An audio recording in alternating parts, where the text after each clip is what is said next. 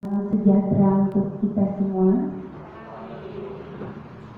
Puji syukur kita panjatkan kehadirat Tuhan Yang Maha Kuasa, karena atas berkat-Nya kita semua dapat berkumpul di ruangan ini dalam keadaan sehat meskipun dalam masa pandemi. Kita yakin dan percaya kita semua diberikan kesehatan. Dalam acara Seminar Aksi Nyata Filosofi Pendidikan Ki Hajar Dewantara, Nilai dan Peran Guru Penggerak, Visi Guru Penggerak Budaya Positif Sekolah. Yang terhormat Ibu Ana Mulia SPD, yang terhormat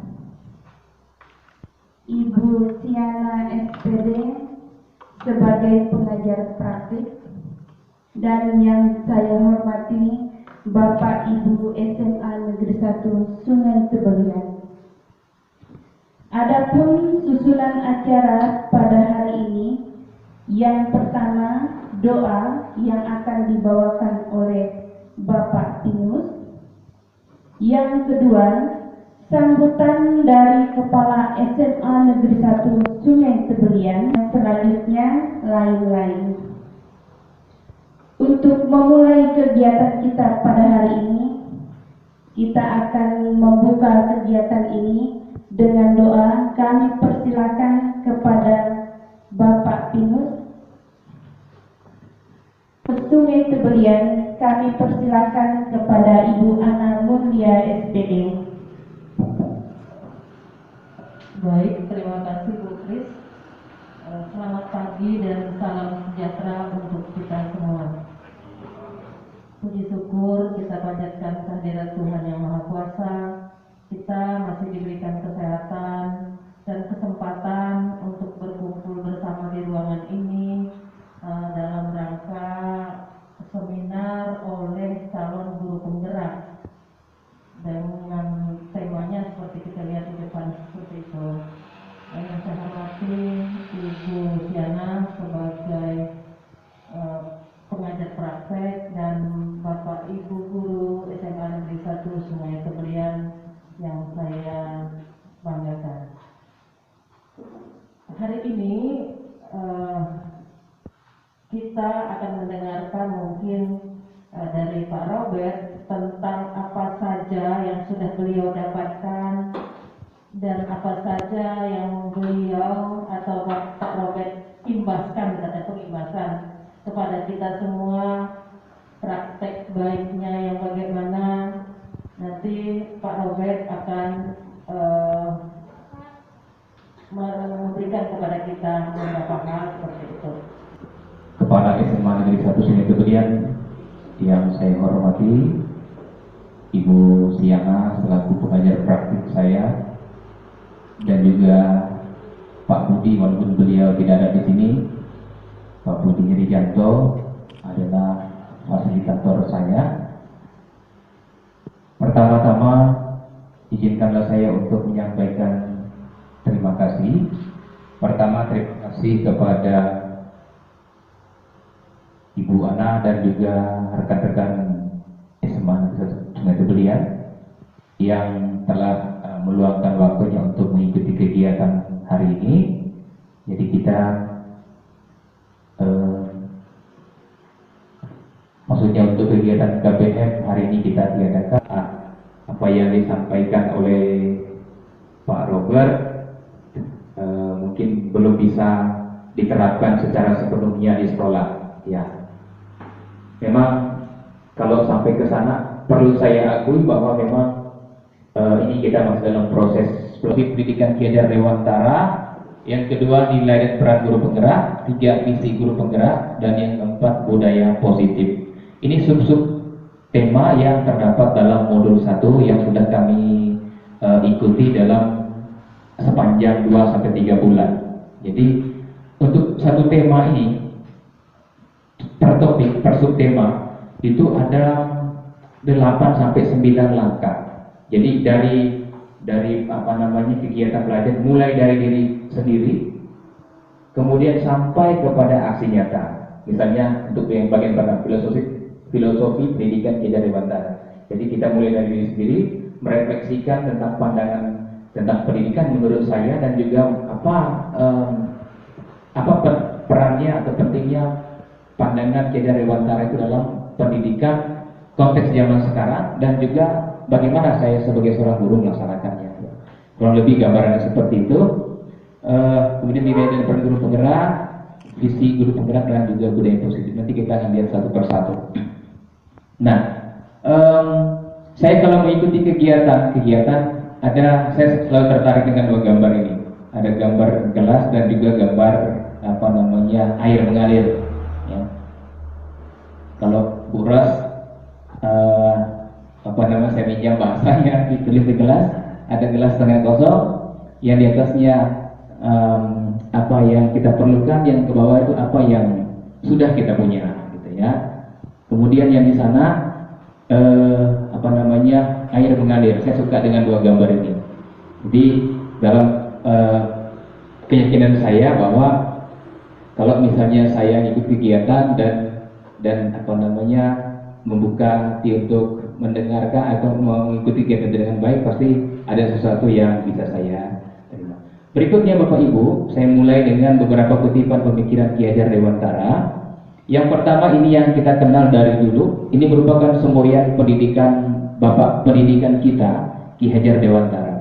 Saya mengikuti kegiatan ini dan saya sangat terkejut sekali, karena Menteri Pendidikan Pak Nadiem dan juga Dirjennya, Pak Dirjen Pendidikan itu bahwa orientasi pendidikan kita bermuat. Tidak, saya tidak terlepas Pak Eko. Ingarso Suntulodo di depan, saya guru memberi teladan, Ingmadia Mangakarsa di tengah memberikan karsa membangun kekuatan, dan Tuturi Handayani di belakang mendorong siswa. Ini berkaitan dengan posisi kita sebagai guru di hadapan para murid atau di antara para murid. Berikutnya, kutipan yang berikut, Pak Ki Hajar Dewantara mengatakan setiap rumah adalah sekolah dan setiap orang adalah guru. Kutipan yang ketiga, ini berkaitan dengan pemahaman Pak Ki Hajar Dewantara berkaitan dengan kemerdekaan. Merdeka, refleksi saya juga dan kita semua sebagai guru dalam melaksanakan tugas sehari-hari. Baik Bapak Ibu, kita mulai dari yang pertama, filosofi pendidikan Ki Hajar Dewantara. Tadi sudah disebutkan bahwa antara pendidikan dan pengajaran itu berbeda. Pendidikan dan pengajaran. Saya satu buku yang berjudul Profesionalisme Guru. Dia menambahkan satu lagi, ya, melatih. Pendidikan menurut Ki Hajar Dewantara adalah proses memberi tuntunan. Maaf, saya salah tulis. Tuntunan yang sebetulnya ini kata kuncinya. Jadi kalau ingat tuntunan, berarti ingat Bapak Ki Hajar Dewantara berkaitan dengan proses pendidikan. Jadi memberikan tuntunan terhadap segala kekuatan kodrat anak, baik kodrat alam dan kodrat zaman, agar mampu mencapai kebahagiaan yang setinggi-tingginya, baik sebagai individu maupun sebagai anggota masyarakat. Jadi tugas kita guru adalah hanya menuntun Bapak Ibu, menuntun siswa-siswi kita. Mengapa nanti menuntun? Kita lihat dulu perbedaannya dengan pengajaran. Pengajaran adalah proses dalam memberikan ilmu untuk kecakapan hidup anak lahir dan batin. Ya. Jadi kita memberikan ilmu yang kita dapat sesuai dengan kompetensi kita masing-masing, sesuai dengan untuk segala kepentingan hidup manusia, baik dalam hidup bermasyarakat maupun hidup berbudaya dalam arti yang seluas-luasnya. Ya. Proses kegiatan belajar mengajar atau kegiatan sekolah yang kita lakukan yang berkualitas, yang berkarakter, dan lain-lain. Nah, baik Bapak Ibu, kemudian secara formal proses pendidikan dan pengajaran tadi, ya, secara formal proses pendidikan dan pengajaran tadi berlangsung di sekolah. Karena itu sekolah adalah tempat persemaian benih-benih kehidupan, persemaian benih-benih kebudayaan dalam masyarakat. Saya kemarin ngambil foto ini karena ada tertarik dengan bibit-bibit yang dipegang oleh siswa dan juga oleh guru. Ini kemarin program sekolah ya, bibit. Ya, boleh. Jadi ini nanti berkaitan dengan pendidikan pemahaman pendidikan yang disampaikan oleh Bapak Ki Hajar Dewantara. Ini mungkin agak kecil Bapak Ibu. Dalam menuntun laku dan pertumbuhan kodrat anak, Ki Hajar Dewantara mengibaratkan peran pendidik seperti seorang petani atau tukang kebun. Anak-anak itu seperti biji tumbuh-tumbuhan yang disemai dan ditanam oleh Pak Tani atau Pak tukang kebun di lahan yang telah disediakan. Anak-anak itu bagaikan bulir-bulir jagung yang ditanam. Bila biji jagung ditempatkan di tanah yang subur dengan mendapatkan sinar matahari dan pengairan yang baik, maka meskipun biji jagung adalah bibit jagung yang kurang baik, dapat tumbuh dengan baik karena perhatian dan perawatan dari Pak Tani. Demikian sebaliknya, meskipun biji jagung disemai adalah bibit berkualitas baik, namun tumbuh di lahan yang gersang dan tidak mendapat pengairan dan cahaya matahari yang cukup, serta tangan dingin Pak Tani, maka biji jagung itu mungkin tumbuh, namun tidak akan optimal. Ini hanya analogi bahwa antara kita dengan siswa kita sebagai guru diibaratkan sebagai petani. Sedangkan biji jagung, biji padi, peran kita di situ Bapak Ibu. Jadi bibitnya sudah ada, kita hanya tinggal menumbuhkan bibit-bibit itu menjadi pohon yang berkualitas, yang berbuah segar dan lain-lain. Dan tentu di dalam bibit itu ada yang bagus, ada yang tidak baik. Ya, tetapi bahwa bibit itu dapat bertumbuh dengan baik tergantung dari penanganan dari kita. Tugas guru hanyalah menuntun agar mereka dapat bertumbuh dan berkembang sesuai dengan kodratnya dengan segala kekuatan yang ada di dalamnya. Ya. Kalau udah mulai ngomong tentang kodrat itu kan sesuatu yang kita bawa dari dalam kandungan, sesuatu yang diberikan, katakanlah dianugerahkan kepada kita masing-masing oleh Allah, oleh Tuhan. Hidup dan tumbuhnya seorang anak terletak di luar kecakapan dan kehendak kita sebagai guru. Ya.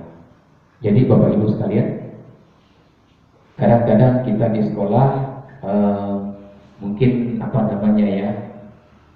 mengharapkan anaknya begini atau begitu, tetapi yang perlu kita sadari bahwa hidup dan tumbuhnya seorang anak itu terletak di luar kecakapan kehendak kita sebagai guru. Saya tertarik dengan sharing dari siapa kemarin ya, rekan kita.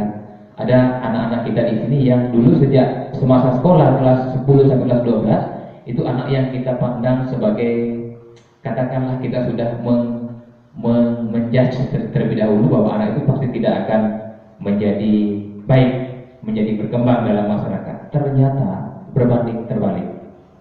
Ya, siapa kemarin lupa saya, Bapak siswa kita yang ternyata ikut seleksi seleksi BPD kan, bahkan dia mengalahkan yang tamatan S1.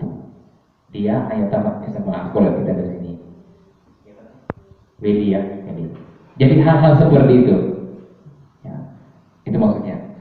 Maka tumbuh kembangnya seorang anak terletak dari kecakapan dan kehendak kita sebagai guru. Lalu yang berikut, apa pentingnya tuntunan bagi guru agar antara dasar jiwa selaras dengan perilakunya. Nah, untuk anak yang dasar yang tidak baik diberi tuntunan agar budi pekertinya baik. Sebaliknya, untuk anak yang dasarnya sudah baik, perlu diberi tuntunan juga agar terlepas dari segala macam pengaruh-pengaruh yang tidak baik. Ini menarik Bapak Ibu. Dasar anak yang tidak baik dengan dasar anak yang baik. saya kalau udah sampai pada bagian yang ini merasa sangat-sangat bersalah, merasa sangat-sangat katakanlah berdosa. Ternyata saya belum pas, belum bisa dikatakan sebagai orang tua yang baik, belum bisa dikatakan sebagai guru yang baik. Karena saya ini berkaitan dengan peran sebagai orang tua di rumah. Ternyata anak sejak pertemuan antara pertemuan antara sel sperma dengan sel telur sampai dengan usia anak 3 bulan itu sudah mampu merespon, dan data-data yang diterimanya dari ibunya itu sudah tersimpan dengan sangat permanen di dalam alam bawah sadarnya. Dan itu yang agak susah kita ngubah. Jadi ya karakter anak-anak kita, anak-anak yang ada di sekolah kita mungkin juga, dan juga anak kita masing-masing memang sangat dipengaruhi oleh kondisi yang dialaminya selama masa 3 bulan itu. Ya. Saya ambil contoh dengan anak saya sendiri di rumah, anak pertama. Begitu. Waktu itu istri saya tinggal di kampung. Ya, dia tidak bisa dekat dengan ininya, lalu kemudian terbawa dengan kondisi tidurnya malam hari. Ya. Jadi itu kalau misalnya kembali ke pengalaman pribadi. Jadi anak yang dasarnya tidak baik diberi tuntunan agar budi pekertinya baik. Anak-anak yang kita nilai tidak baik di sekolah, itu menjadi tugas kita. Sedangkan anak yang sudah baik perlu diberi tuntunan juga agar mereka lepas dari segala macam pengaruh-pengaruh yang tidak baik. Nah, intisari dari pendidikan Ki Hajar Dewantara adalah perubahan. Ya, Bapak Ibu, yang berubah adalah proses tuntunan itu adalah, saya ulangi, yang berubah dalam proses tuntunan itu adalah budi pekerti. Budi pekerti terdiri dari cipta, karsa, rasa, dan pekerti. Cipta adalah kita berusaha untuk menajamkan pikirannya, karsa memperkuat kemauannya, rasa menghaluskan perasaannya, pekerti menyehatkan jasmaninya. Dan prinsip melakukan perubahan itu ada trikon, kontinuitas, ada konvergensi, ada konsentris. Kontinuitas itu maksudnya berkelanjutan, namun tidak melupakan akar nilai budayanya. Konvergensi, jadi pendidikan harus memanusiakan manusia. Jadi kita di sini Bapak Ibu tidak mendidik anak untuk menjadi robot, tetapi kita mendidik mereka untuk menjadi lebih manusiawi atau memanusiakan manusia. Konsentris maksudnya pendidikan harus menghargai keberagaman dan memerdekakan murid. Dalam tuntunan, dalam kegiatan tuntunan tadi, guru harus bebas dari segala ikatan. Ya, kita tidak boleh terlalu terikat oleh apapun dengan siswa yang kemudian menghalang-halangi kita untuk mengambil tindakan-tindakan tertentu terhadap siswa-siswa yang katakanlah siswa yang bermasalah. Berikutnya ini intisarinya tadi, filosofinya ini. Jadi pengajaran dan pendidikan adalah memerdekakan manusia sebagai anggota masyarakat. Asas trikonnya sudah disebutkan tadi, ada kontinuitas, ada konvergensi, ada konsentris.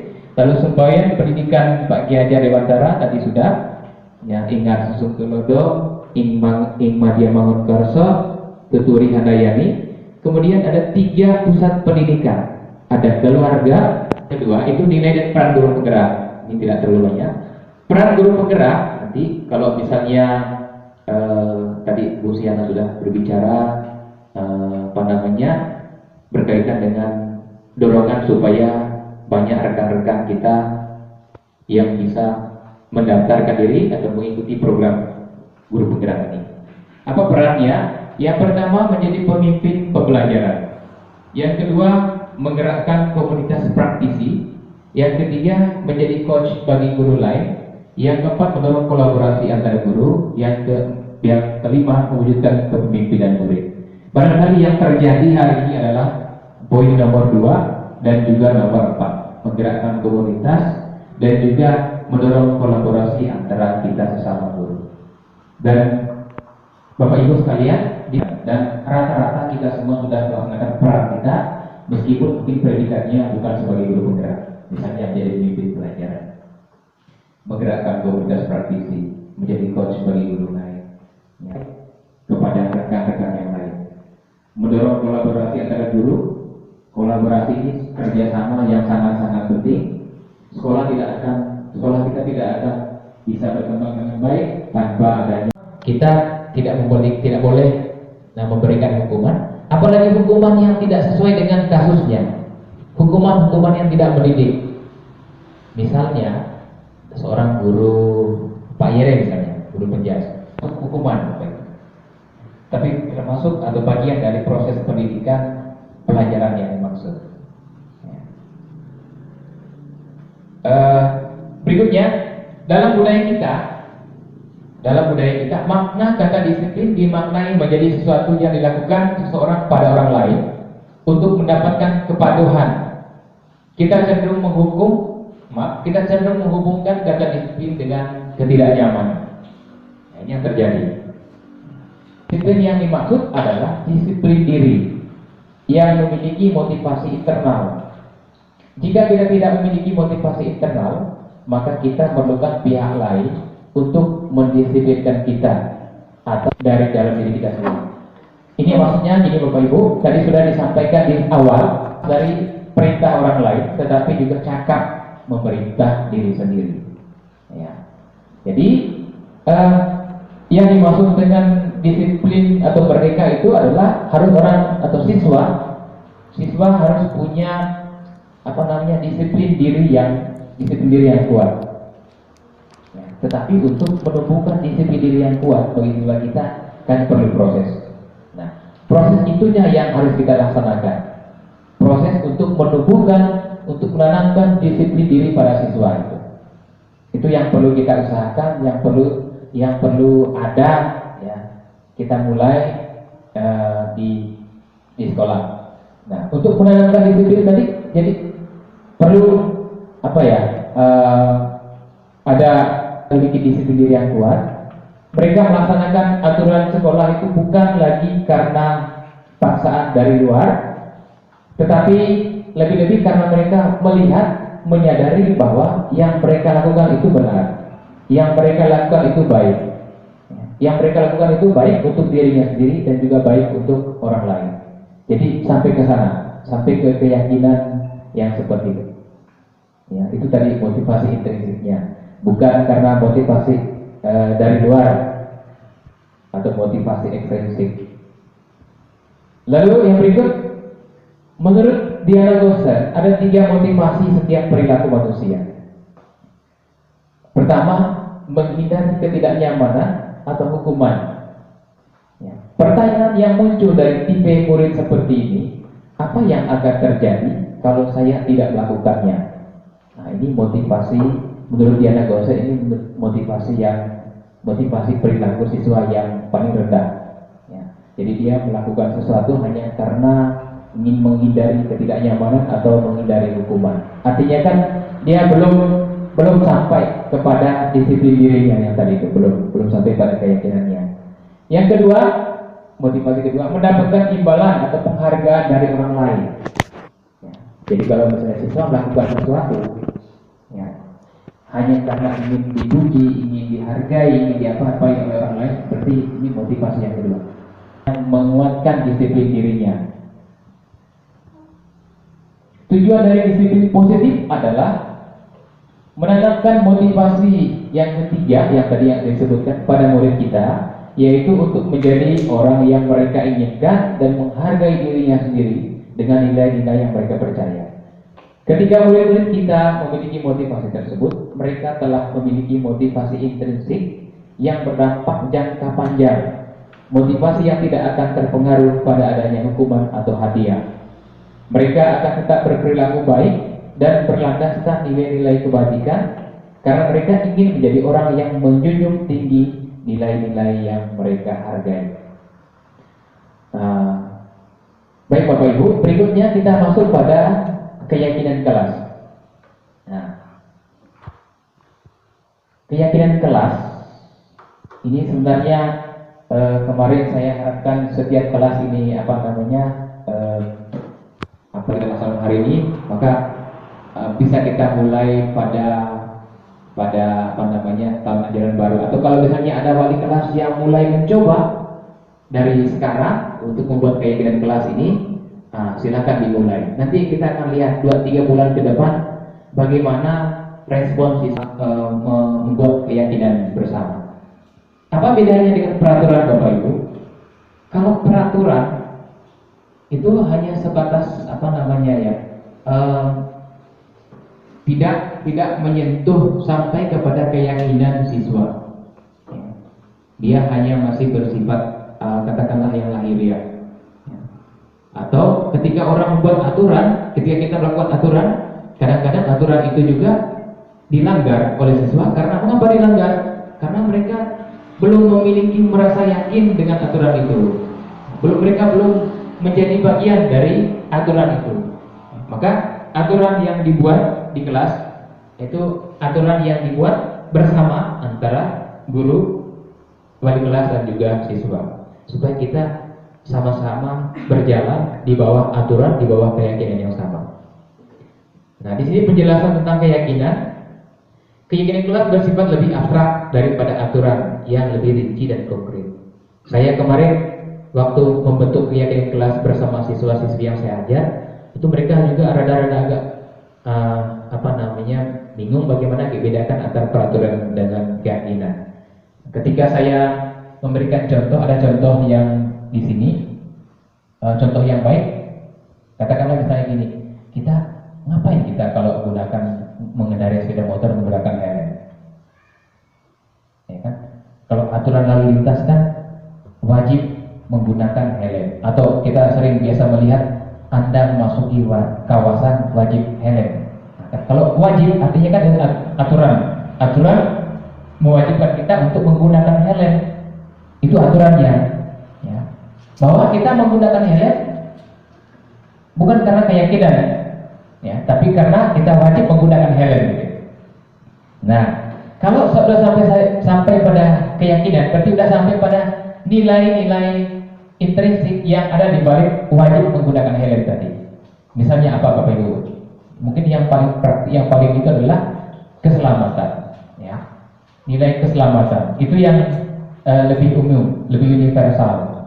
Keselamatan itu yang menjadi nilainya, ya. Dari kasus atau perihal menggunakan helm. Kemudian keyakinan kelas berupa pernyataan universal. Pernyataan keyakinan kelas senantiasa dibuat dalam bentuk positif.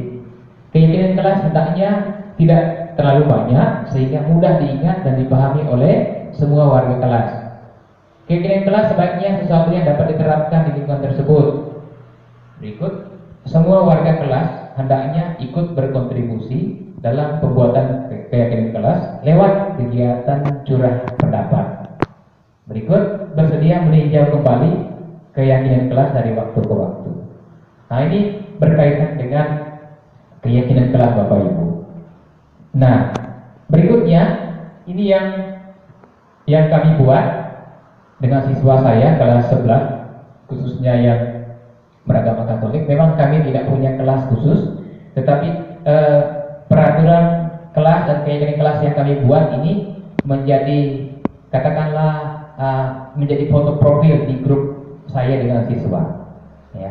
Jadi karena tidak punya ruangan kelas, ya udah kami menggunakan ruangan WA, ruangan media sosial untuk dijadikan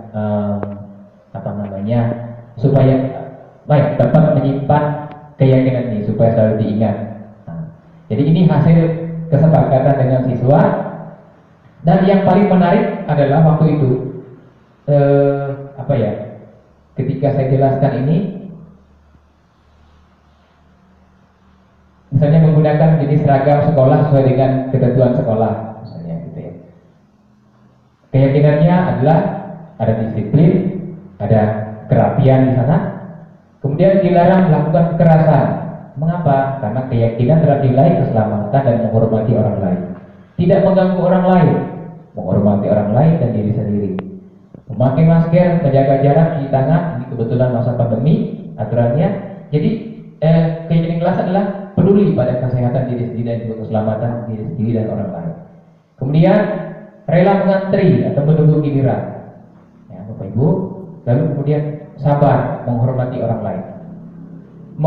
Berada di lingkungan sekolah pada jam sekolah, ya, nilainya adalah kesabaran, ketertiban, menghargai orang lain. Dilarang menggunakan HP saat KBM di dalam kelas. Ini juga menghargai orang lain, menghargai guru. Ya. Dilarang bawa rokok, obat-obat terlarang, dan senjata tajam di dalam lingkungan sekolah. Ini menyangkut kesehatan, keselamatan, dan juga keamanan orang lain. Berikut, guru wajib memberikan tugas saat tidak masuk kelas, menghargai hak belajar siswa. Ini waktu siswa menyebut ini, saya langsung tersentak, kejut saya.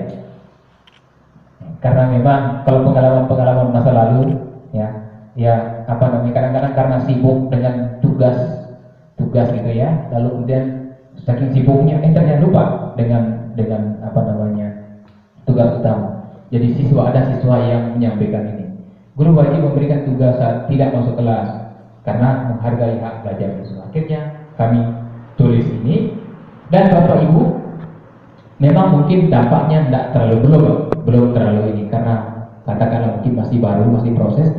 Tetapi hal positif yang saya amati setelah kami membuat keyakinan ini adalah si CD itu yang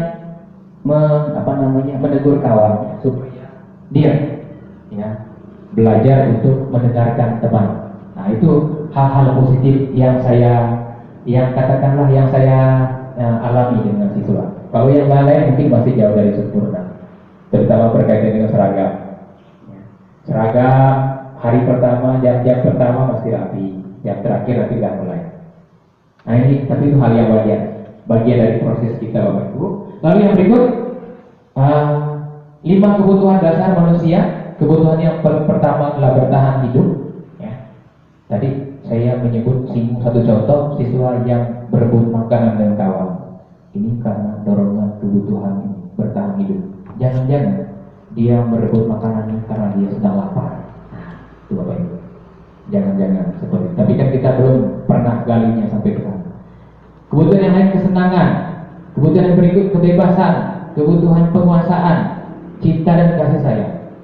Kalau ada siswa-siswi yang senang sekali, dia berkelompok, senang minta perhatian dari guru, berarti ada kebutuhan cinta dan kasih sayang dari gurunya sangat besar. Kemudian ini 5 posisi kontrol yang harus dilakukan oleh guru. Kita berusaha Bapak Ibu untuk sampai pada yang di tengah ini. Kalau ada siswa yang salah, langsung blak gitu ya. Nah, kemudian pendekatannya sebagai nomor 2, membuat orang merasa bersalah. Membuat orang merasa bersalah itu maksudnya kita membina anak tapi dengan cara yang itu. Lalu kemudian siswa kita dampaknya itu mempunyai gambaran yang negatif terhadap diri sendiri. Dia menjadi pribadi yang gagal. Lalu ketiga, pendekatan sebagai teman. Ini juga kadang-kadang kalau terlalu dekat dengan siswa juga, lalu siswa menganggap kita sebagai teman, lalu siswa ujung-ujungnya kebablasan. Ya, dia tidak bisa bedakan antara ini lingkungan sekolah atau ini lingkungan masyarakat. Jadi semuanya dianggap teman. Karena mungkin kita juga terlalu dekat, tidak mampu menjaga jarak. Kemudian menjadi pemantau. Pemantau ini artinya kita selalu orientasi kepada aturan di sekolah. Ya, apa aturannya, apa sanksinya dan lain-lain. Sedangkan guru sebagai manajer, ini kita kembali kepada siswa. Keyakinan yang kita sudah buat bersama, apakah sudah dilaksanakan atau belum oleh siswa. Ketika suatu saat mungkin kita berhadapan dengan siswa-siswi yang bermasalah. Yang berikut Bapak Ibu, yang terakhir, segitiga restitusi. Cara kita dalam berhadapan dengan siswa-siswi yang bermasalah. Yang langkah yang pertama, menstabilkan identitas. Yang kedua, validasi tindakan yang salah. Yang ketiga, menanyakan keyakinan kelas. Contohnya misalnya gini, ada siswa di sekolah di kelas saya, namanya kelas 11 MIPA 2 kalau tidak salah. Itu Wulan waktu itu dia nilainya paling rendah dari siswa-siswi yang lain. Lalu kemudian saya panggil memberikan semacam pendampingan tapi dalam bentuk restitusi seperti itu. Dan akhirnya dia menyampaikan semua permasalahan yang dialami di rumah. Lalu kemudian dia berniat untuk memperbaiki dirinya, dan anak itu sekarang untuk sementara dia ada jurusan, ya mungkin untuk Bapak Ibu guru yang ngajar IPS juga bisa kita sediakan alat peraga, alat pelajaran yang diperlukan, ya. Itu. Kemudian, makin kesini ternyata apa yang saya refleksikan itu pembelajaran yang ada di sekolah, ya. Dan saya akhirnya mulai bergeser untuk yang konten ini bisa nanti untuk periode berikutnya, mudah-mudahan ada waktu. Yang saya sedang garap sekarang adalah tentang ini Bapak Ibu. Ini hal yang menurut saya paling penting tadi, tentang budaya positif sekolah. Beberapa hari lalu saya pernah mengirim satu tulisan ke koran lokal kita, Pontianak Post, dan saya terkejut. Padahal awalnya saya hanya menulis di kolom menulis, tetapi ternyata setelah mereka seleksi dan membaca sedikit artikel itu, lalu kemudian masuk dalam kategori opini, maka muncullah kemarin salah satu opini saya di Pontianak Post edisi tanggal 25 Januari tahun 2022, ya, tentang rekonstruksi budaya positif dengan terapkan keyakinan kelas. Nah, itu intinya. Baik Bapak Ibu, sekali lagi terima kasih atas segala perhatiannya. Nanti kalau misalnya ada hal-hal yang perlu kita diskusikan. Ya, saya sampaikan memang sejak awal jangan pertanyaan, karena kita di sini bukan, saya terutama bukan tidak mampu memberikan jawaban yang mungkin memuaskan kita semua. Kalau hal-hal yang berkaitan dengan diskusi, nanti kita bisa diskusikan bersama, kemudian berkaitan dengan guru-guru penggerak juga. Terima kasih atas waktu dan kesempatannya. Mohon maaf waktu saya agak lama. Terima kasih, saya kembalikan ke Ibu Kris selaku moderator. Ya, demikianlah pemaparan penyampaian materi yang sudah disampaikan oleh Pak Rodet berkaitan dengan modul 1, yaitu filosofi pendidikan Ki Hajar Dewantara, nilai dan peran guru penggerak, visi guru penggerak, budaya positif sekolah. Jika ada yang kira-kira belum pas atau mungkin ada tambahan, kami memberikan waktu kepada Bapak Ibu boleh untuk memberikan tanggapan, bukan berbentuk pertanyaan tadinya Pak Robert. Kami persilahkan Bapak Ibu, mungkin pada budaya positif sekolah, bagaimana cara penerapannya dan lain sebagainya.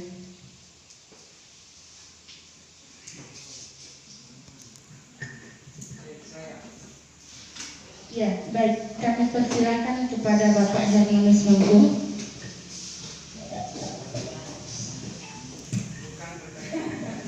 Baik, terima kasih Bu Kris dan Pak Robert, dan hal yang paling menjadi catatan menurut saya itu yang paling memanusiawikan manusia. Ketika segala sesuatu itu tidak masalah, kemudian kesalahan, lalu kelemahan dari siswa itu menjadi sesuatu yang memberatkan bagi sang guru, sehingga mencari solusi dengan cara yang memberatkan siswa. Contohnya tadi misalnya dengan hukuman, dengan macam-macam tindakan yang kiranya memang secara psikologis ini sangat atau siswa. Jadi hal yang paling menarik menurut saya adalah bagaimana memberikan hukuman yang tepat pada anak, pada siswa ketika mereka melakukan kesalahan atau masalah yang mereka hadapi. Karena kita tidak tahu bahwa anak ini punya masalah juga masing-masing sendiri. Mereka punya masalah di rumah, punya masalah di sekolah mungkin. Sehingga ketika kita melakukan hukuman yang mungkin seperti disampaikan Pak Robert tidak sesuai atau mungkin memberatkan, itu akan membuat menjadi masalah yang besar bagi dia. Jadi ini yang menarik menurut saya, menjadi hal yang perlu dikembangkan, karena seringkali kita lihat di dalam kebiasaan kita guru-guru di sekolah, jika anak punya masalah, wah hebohnya luar biasa, sampai diceritakan sana sini, sampai mungkin kalau bisa itu kemana-mana itu disampaikan. Itu menurut saya itu sungguh perbuatan atau tindakan yang tidak tepat dan sungguh membuat siswa ini menjadi tertekan. Jadi ini yang menjadi hal positif menurut saya, yang mungkin menjadi budaya sekolah, sering mengingatkan dan kepada kawan-kawan teman-teman guru, sehingga pahamlah apa sih yang harus dilakukan untuk siswa.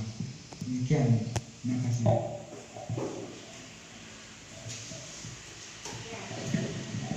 Baik, itu tadi pertanyaan dari Pak Mangku berkaitan dengan bukan pertanyaan tapi tanggapan memanusiakan manusia. Jadi pada intinya apa yang tepat yang harus kita lakukan, memberikan hukuman kepada siswa tetapi tidak memberatkan siswa, dan itu boleh menjadi budaya di sekolah tetapi yang sifatnya positif. Mungkin langsung ke Pak Robert atau ke teman-teman. Terima kasih Pak Mangku atas tanggapannya. Ini memang menjadi katakanlah menjadi PR kita bersama berkaitan dengan ini. Memang kita selama ini kecenderungan memposisikan diri sebagai ada berapa tadi ya? 5 posisi kontrol, dan posisi kontrol yang pertama adalah sebagai penghukum. Kita selama ini memang lebih cenderung ke sana. Kemudian ada juga yang kedua tadi itu membuat siswa merasa bersalah. Ya, kita tegurnya halus, tapi siswa dengarnya agak nyesek gitu ya. Dan kalau udah siswa merasa nyesek, itu sudah menimbulkan konsep diri yang negatif terhadap ini. Sesungguhnya hukuman boleh dilaksanakan, tetapi harus disepakati melalui kesepakatan Bapak Ibu di dalam kelas. Kalau misalnya gini, apa hukumannya? Jadi penekanan saya adalah masing-masing kita atau wali kelas bersama dengan siswanya mulai untuk mencoba merumuskan peraturan apa saja, peraturan di dalam kelasnya, kemudian keyakinannya apa, keyakinan yang mau orang melaksanakan peraturan itu karena keyakinan apa gitu. Ya. Misalnya siswa masuk kelas tepat pada waktunya, itu karena apa? Keyakinan apa di sana? Siswa wajib menggunakan masker dalam kelas, itu keyakinan apa? Itu contoh-contoh. Bukan berarti kita tidak boleh ini, tapi bahwa hukuman itu selain harus bersifat mendidik, tapi juga harus atas dasar kesepakatan dengan siswa. Itu saja kita bahas dari Ibu.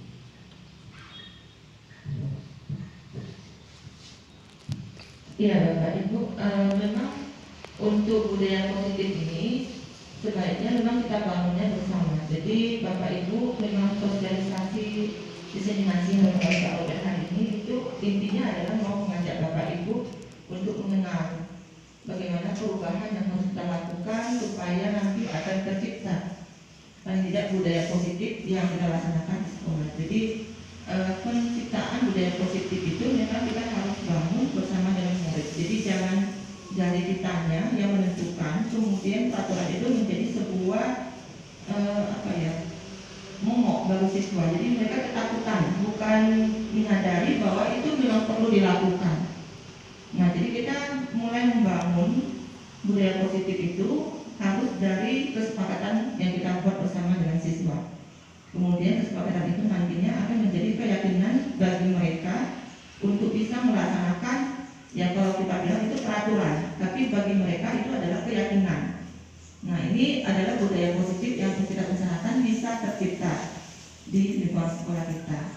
Nah, jadi Bapak Ibu, kalau menurut saya memang ada baiknya ini memang harus kita bicarakan dulu bersama-sama, sepemahaman dulu ya antara para pendidik, kemudian dengan staf pendidik juga. Jadi semuanya itu sejalan. Baru kemudian nanti Bapak Ibu kesepakatan itu kita lakukan dengan punya satu arah. Nah, keyakinan yang tercipta nanti akan lebih mudah untuk kita lakukan di sekolah, dan itu menjadi budaya nanti yang akan berkembang di SMA 1 Kebulian. Itu sih tadinya Pak Oke. Terima kasih Bapak Ibu. Ya, mungkin masih ada dari Bapak Ibu.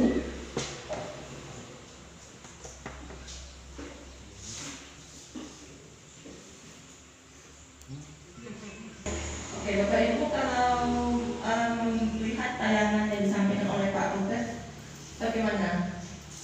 Maaf yang sedalam-dalamnya kalau misalnya ada kata-kata saya yang tidak saya sadari mungkin membuat kurang berkenan, yang kurang berkenan dari hati yang dalam, saya mohon maaf.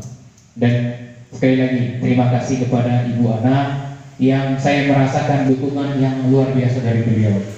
Ya, kegiatan hari ini dapat berjalan lancar karena juga dukungan dari beliau.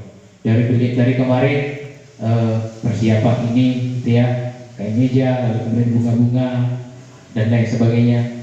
Ini semua berjalan dengan lancar karena dukungan yang sangat luar biasa. Jadi terima kasih untuk ini Bu Ana. Semoga membawa manfaat bagi perkembangan sekolah kita. Terima kasih, dan selanjutnya saya kembali ke Ibu Kris sebagai moderator. Demikianlah pemaparan yang sudah disampaikan oleh Pak Robert, dan begitu juga dengan pertanyaan. Semoga kita semua yang hadir di tempat ini, Bapak Ibu, kita dapat mengikuti jejak dari Pak Robert menjadi guru penggerak dan menggerakkan diri kita sendiri dan bahkan siswa demi kemajuan di masa depan. Sekian pertemuan kita hari ini. Kurang lebihnya dari penyaji atau dari pemapar kami mohon maaf. Selamat pagi dan salam sejahtera.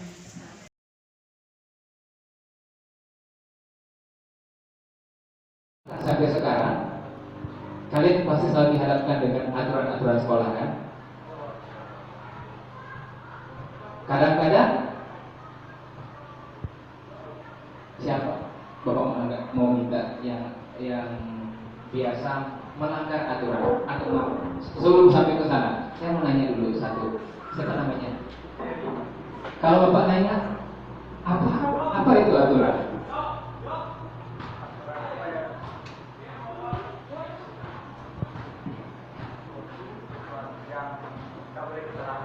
Sesuatu yang tidak boleh kita langgar. Setuju dengan pendapatnya Ferry? Setuju nggak? Sesuatu yang tidak boleh kita langgar. Oke ya. Terus tadi definisinya, tujuannya apa nih kelas? Tujuan aturan.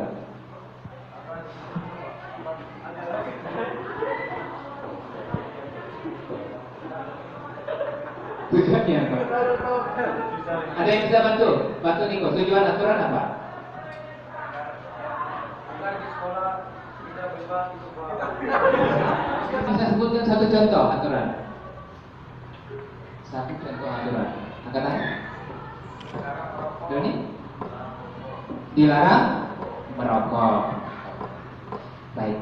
Semua aturan itu kita kadang-kadang jangankan di sekolah, untuk kita sendiri saja kita punya aturan kan?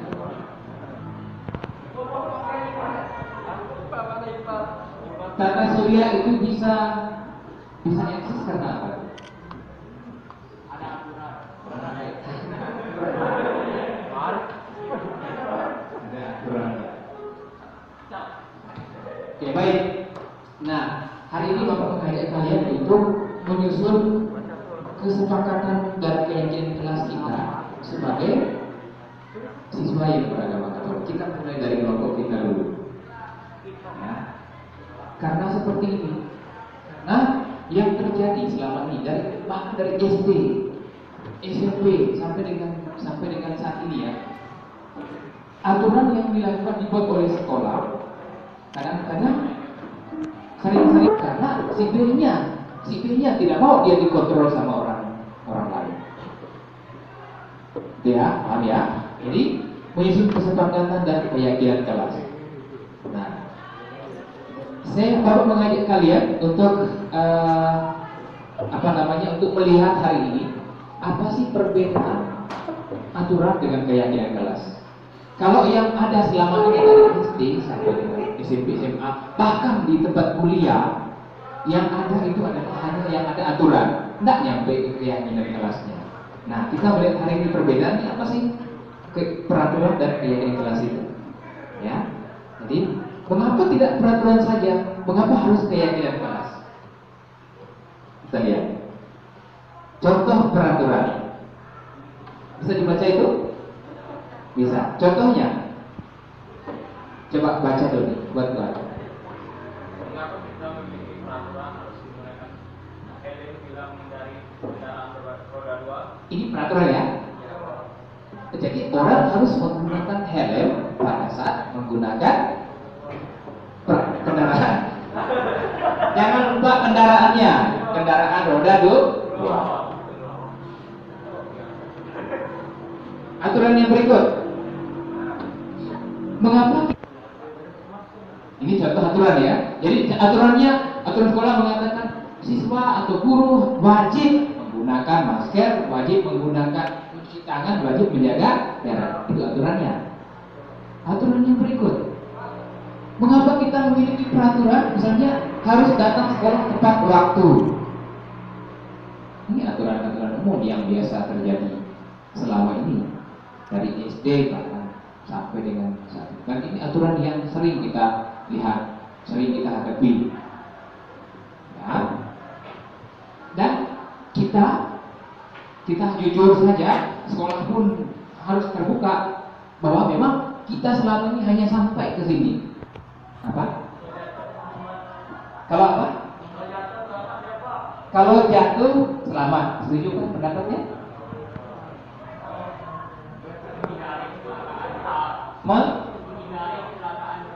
Menghindari kecelakaan berat, Gus. Ada yang lain? Mengapa kita gunakan helm? Agar tidak terkena razia, agar tidak terkena.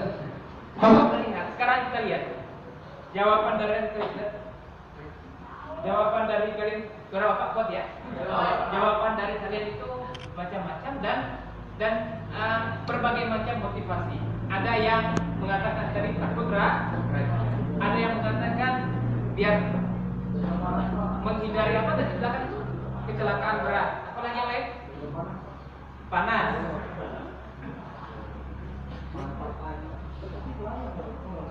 Sekarang kita lihat contoh keyakinannya. Mengapa kita memiliki? Karena kita melihat keyakinan kita bahwa keselamatan diri dan keselamatan orang lain itu penting. Maka kita harus menggunakan helm. Ini keyakinannya. Kita harus nyampe ke sini. Bahwa kita menggunakan helm bukan karena takut Bahwa kita menggunakan helm bukan karena takut Pak. Tadi ada beberapa teman kalian tadi yang sudah menyebut beberapa tadi kan dari kecelakaan berat. Ya, masuk keselamatan diri dan orang lain. Mengapa kita memiliki peraturan 3M? Kira-kira keyakinannya apa? Karena kita yakin apa? Karena kita yakin apa? Keyakinan kenapa? Kita peduli pada kesehatan dan keselamatan orang. Jadi kalau misalnya di tengah kerumunan massa seperti ini, kalau yang seperti ini masih wajar-wajar lah. Kalau kerumunan massa bagi BLBT apa segala macam itu wajib pakai masker kan? Karena kita ada di tengah kerumunan massa banyak orang. Jadi keyakinannya mengapa menggunakan masker adalah peduli pada kesehatan diri sendiri dan juga orang lain. Bukan karena apa? Bukan karena apa? Bukan karena takut dimarahin. Tadi kan Bapak Ibu kepala sekolah kita kan meminta kalian pakai masker kan? Sekolah minta kalian pakai masker bukan karena kalian apa namanya itu ya. Ini karena masalah ini. Jadi kalian menggunakan masker jangan sampai motivasinya karena takut dimarahin. Itu salah, keliru. Ya, oke, berikutnya. Berikutnya, mengapa kita memiliki peraturan harus datang tepat waktu di sekolah? Atau mengapa kita harus kalian masuk ke kelas setiap kali kegiatan belajar mengajar tepat waktu? Gitu ya. Keyakinannya adalah kita menghargai waktu sebagai kesempatan untuk mendisiplinkan di sana. Nah, itu yang mau kita lihat hari ini. Yang berikut adalah ini beberapa contoh yang mau kita lihat. Ya. Kita lihat perbedaannya. Ada di sebelah kanan ada berat, di sebelah kirinya ada beak. Misalnya contoh, selalu mengembalikan barang pinjaman. Siapa yang pernah pinjam barang orang lain? Angkat tangan. Yang pernah meminjam barang orang lain? Angkat tangan. Yang tidak pernah itu salut saya. Kalau bapak nggak pinjam barang, selalu mengembalikan barang pinjaman. Ya. Kalau pinjam barang pasti harus kembalikan. Apa keyakinannya? Kita bertanggung jawab terhadap barang milik Allah. Yang berikut, dilarang mengganggu orang lain. Ngomong tentang mengganggu orang lain. Siapa bisa beri contoh? Sebagai bentuk perilaku kita yang tidak mengganggu orang lain. Apa misalnya? Dia tidak mengganggu apa contoh? Dia kalau misalnya mengganggu orang lain, dia terlihat seperti apa perilaku orang yang kita mengganggu orang lain?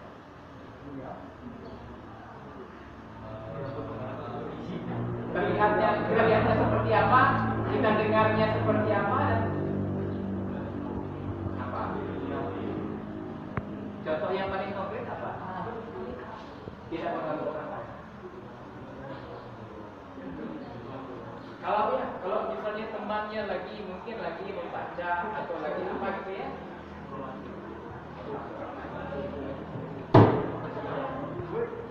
Nah, misalnya gitu, tergantung motivasinya apa.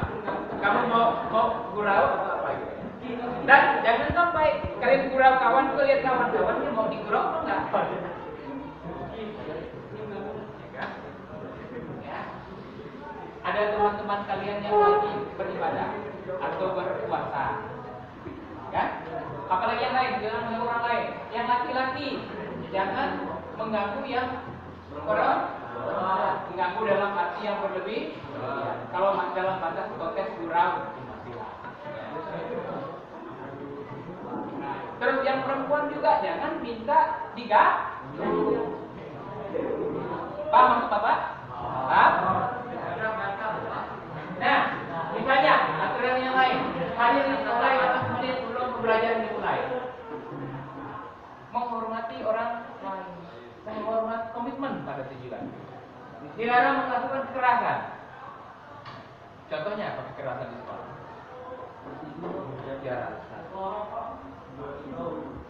Contoh kekerasan yang kita terjadi dari sekolah.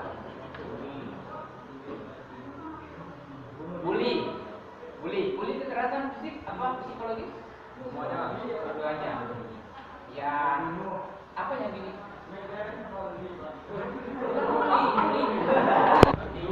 Tinju. Ya, tinju lalu apa lagi yang lain? Pemaksaan. Pemaksaan. Ada. Ya. Oke.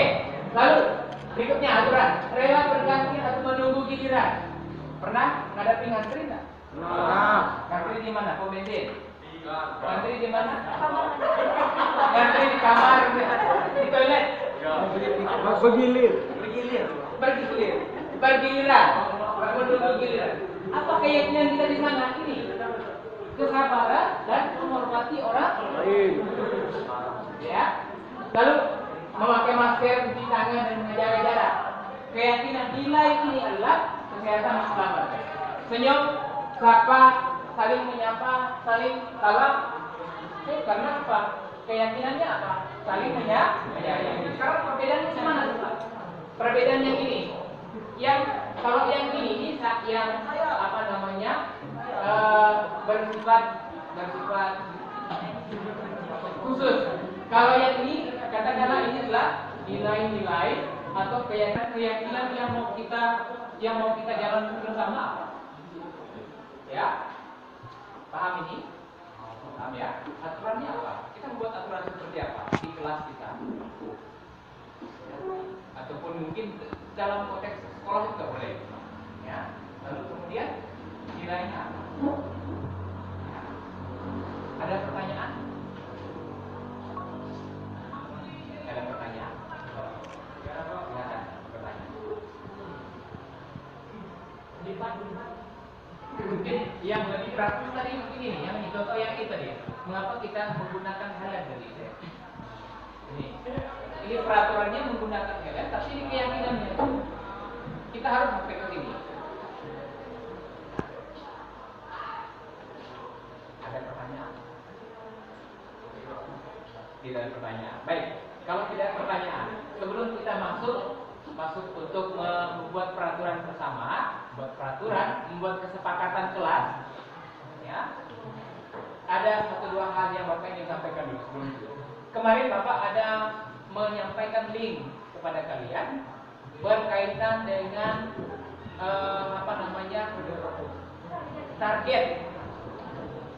target nilai yang harus kalian peroleh. Saya melihat beberapa ada yang sudah isi. Di semester ini ada 2 materi pokok kita, yaitu tentang gereja dan dunia. Kedua adalah tentang hak asasi manusia dengan sub-topiknya, ya. Nah, ada beberapa yang belum isi. Silakan diisi, ya. Silakan diisi. Lalu kemudian jangan ngapain kok yang Bapak lihat itu targetnya kok ada yang 78, ada yang 80. Kenapa enggak 100? Hah? Kan target saya 100, tapi kayak kenyataannya nanti di dalam prosesnya itu mungkin tidak sampai 100 kan tidak menjadi soal kan, bahwa itulah hasil usaha bukan? Kenapa targetnya rendah-rendah? Kan namanya target. Katakanlah itu tadi sama dengan Bapak ngajak kalian atau orang tua di rumah nanya, apa cita-citamu? Saya mau jadi dokter, saya mau jadi polisi lah ya misalnya, saya jadi polisi ya. Target saya, target kalian kan mau jadi polisi. Nanti di dalam prosesnya jadi apa enggak, nah itu kan masalah lain kan. Tapi bahwa kamu sekarang punya target, punya cita-cita jadi polisi. Sama dengan ini juga, saya harus punya target nilainya ini. Nah, dari target yang ada itu, yang ada 8 kolom itu nanti itu adalah bagian dari proses belajar kita nanti di masa ini. Dalam prosesnya ke depan ada 8, ya. Jadi kita mulai dari mengenal diri, kemudian nanti di situ ada kita melihat materinya, lalu kemudian di sana ada ngajak kalian untuk refresh, tentu diarahkan berdasarkan pertanyaan-pertanyaan yang ada, ya. Lalu kemudian bagaimana kita berkolaborasi, ya, berdiskusi, ya. Lalu kemudian dan jangan lupa yang paling Bapak mendapatkan penilaian yang paling tinggi dari semua itu adalah aksi nyatanya. Aksi nyata itu yang prioritas nilainya yang Bapak harapkan, ya. Oke. Nah, itu terkait dengan model atau metode pembelajaran kita dalam satu semester yang akan datang. Nah, kalau misalnya kalian katakanlah targetnya 100 nih, targetnya 100, lalu dalam prosesnya Pak ternyata saya tidak mencapai itu, hasil usaha. Ya, targetnya 100. Ternyata alfanya misalnya, alfa kalau 1 kali alfa berapa dikurangi? Pasti akan dikurangi lah nilainya. Nah, mungkin sama. Jadi nanti habis ini silakan kalian mengisi lagi link itu. Meskipun apa namanya ya, maksud dan tujuan Bapak membuat formatnya seperti itu supaya kalian punya target itu dulu yang pertama, punya target yang mau dicapai. Nanti dalam prosesnya silakan masing-masing siswa kalian berusaha untuk mewujudkan targetnya itu, ya, dalam proses kegiatan belajar. Baik, kalau tidak ada pertanyaan sekarang berikutnya adalah Bapak meminta untuk membuat ini tadi ya. Nah ini, peraturan kelas kita, keyakinan kelas kita apa?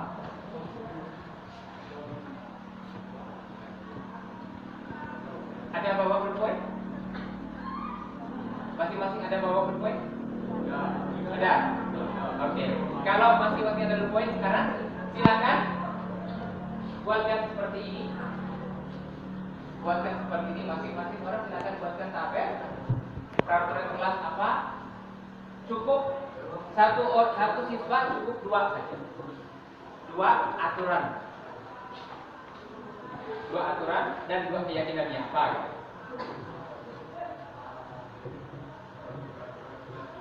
Oke, silakan ambil poinnya dan kertasnya. Kita susun bersama ya.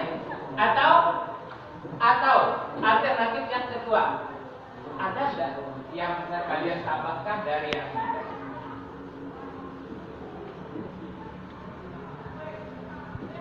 Tidak boleh banyak-banyak, nanti tidak bisa kita jalankan kalau terlalu banyak-banyak kayak gini kelas.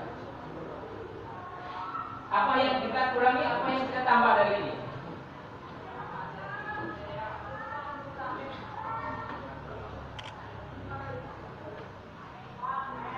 Ya.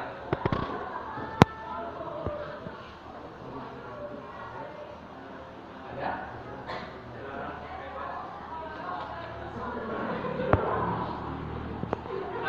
Apa yang bisa berkaitan dengan seragam?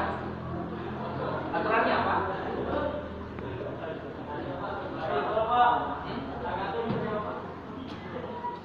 Apa? Coba bagiannya di sini. Salah satu orang berkaitan dengan seragam apa? Aturannya harus kita. Misalnya apa? Menggunakan apa? Siapa namanya? Paula ya? Gloria kah? Siapa namanya? Oke. Apa berkaitan dengan seragam?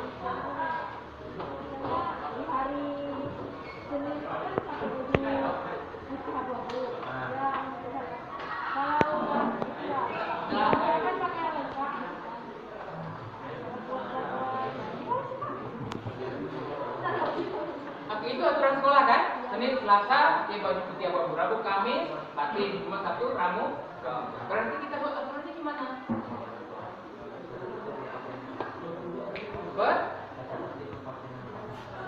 Wajib kita apa? Menggunakan seragam sesuai dengan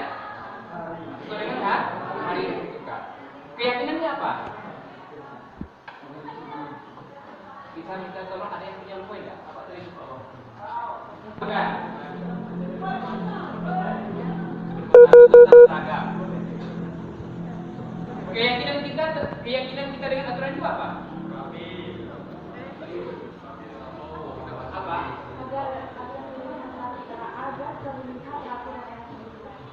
Agar terlihat rapi dan enak dilihat.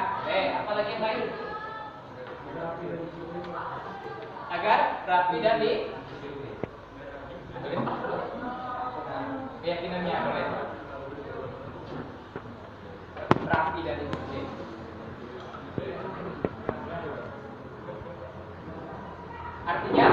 kalau kita gunakan seragam, ya, karena ini berkaitan perhatian dan disiplin, menggunakan seragam dengan harinya satu. Yang kedua, menggunakan seragam sesuai dengan apa? Misalnya putih abu-abu. Kalau putih abu-abu kan bajunya dalam atau di luar? Dalam kan? Baju dalam ya. Ya, itu hal-hal. Jadi kalau misalnya ada bapak ibu guru yang menegur kalian karena mungkin salah menggunakan seragam atau mungkin menggunakan seragamnya itu di luar atau mungkin coret-coret baju, itu kan berarti kan kita ada yang kurang dari keyakinan kita sendiri. Ya, seperti itu. Oke, yang berikut itu tentang seragam tadi. Apa lagi?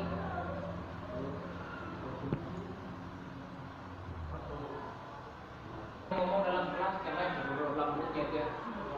Kita belajar untuk mendengarkan orang. Dan yang lebih parahnya lagi adalah ketika guru menjelaskan tidak mendengarkan. Mengapa kita dengar? Supaya informasi yang kita tangkap itu jelas, kita paham, baru kita memberikan komentar. Sederhana. Ya, kalau begitu, apa yang bisa aturan yang kita mau sepakati dengan ini berkaitan dengan mendengar orang lain?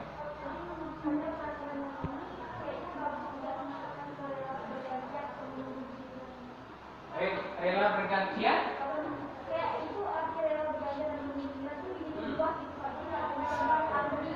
Oh gitu, boleh. Tentang artinya bisa, boleh. Berarti rela bergantian atau menunggu giliran. Berarti termasuk dalam ini ya, dalam giliran berbicara ya. Oke, bagus. Baik. Berarti masuk ke situ ya, masuk ke sini ya. Jadi kalau misalnya orang temannya lagi ngomong, silakan itu sepakatnya. Atau temannya lagi di WC, jangan paksa-paksain cepat-cepat gitu ya. Atau ngantri apapun. Disitulah kita belajar untuk bersama. Oke, baik itu tadi. Yang berikutnya apa lagi? Satu seragam, kedua tadi saling mendengarkan, ngantri tadi. Ada yang dikurangi, ada yang ditambah di sana. Sepatu itu masuk ke seragam. Karena dia komplit. Seragam kan namanya kan baju, celana, sepatu. Masih ada lagi? Hari ini seragam, dengarkan orang lain, antri ya, oke. Lanjut, apa lagi?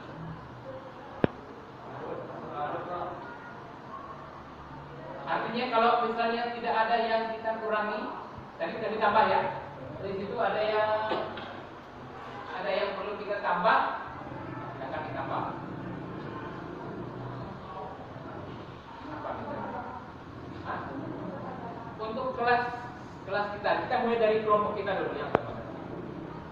Bapak sangat berharap sebenarnya yang ini terjadi di semua kelas. Ya, artinya Bapak menyampaikan kemarin supaya wali kelas membuat kesepakatan dengan siswa masing-masing di kelas. Tetapi tidak apa-apa, kita mulai dari kelas kita dulu. Ya.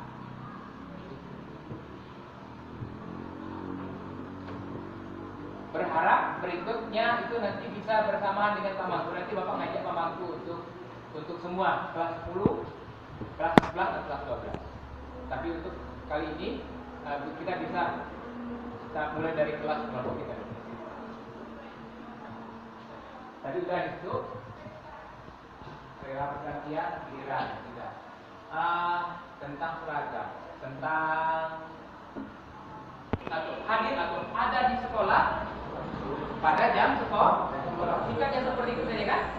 Jadi ada atau hadir di sekolah pada jam sekolah jam berapa? Misalnya jam 7 sampai jam 12 misalnya. Berarti kan kalian ada di sekolah jam 7 sampai jam 12.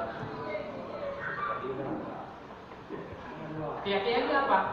Tadi menghargai orang, tanggung, disiplin.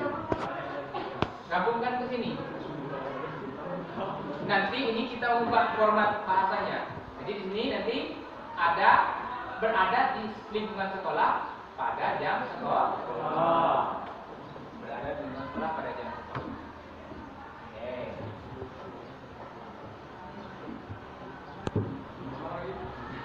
Oke. Yang ini siap ya?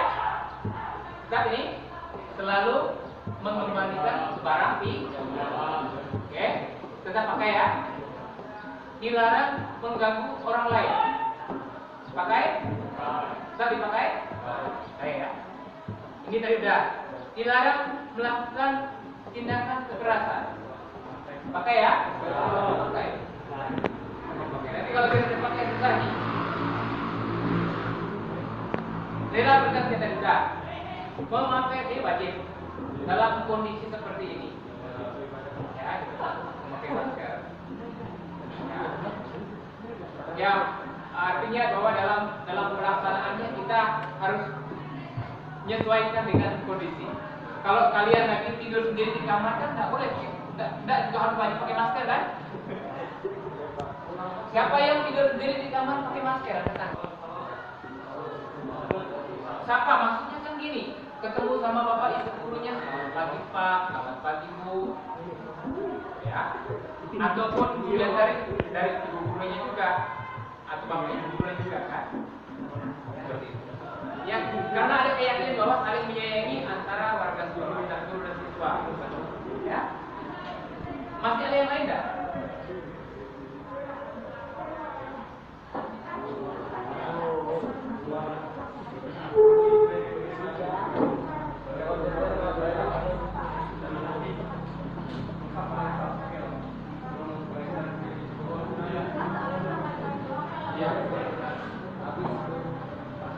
Oke, bagus. Pertanyaan yang bagus dari Tia Lestari. Ya, pertanyaannya adalah Pak, kan nanti kadang-kadang guru juga kadang-kadang ada yang tidak masuk. Apa peraturan yang mau kita buat? Keyakinan kelasnya apa? Apa Doni? Ini ribut.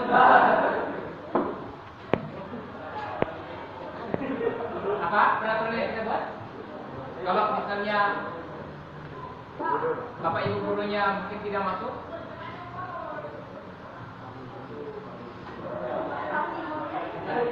nah karena ini kan masih ya, ini dalam konteks antara yang agama Katolik, berarti kan yang dimaksud adalah ketika saya tidak masuk, maka aturannya.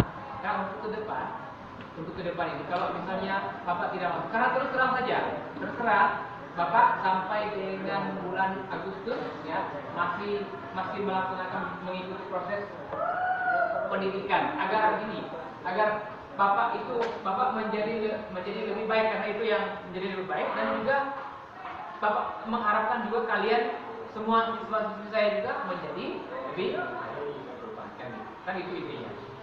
Jadi untuk ke depan berkaitan dengan yang disampaikan oleh Tia Lestari, kalau misalnya tidak masuk itu nanti akan bapak memberikan tugas yang jelas bahwa kita sudah punya katakanlah roadmap atau peta pembelajaran. Coba kalau kalian lihat di target nilai kemarin, di antara kolom ini kita ngapain, kolom ini ngapain, kolom ini ngapain, kolom ini ngapain.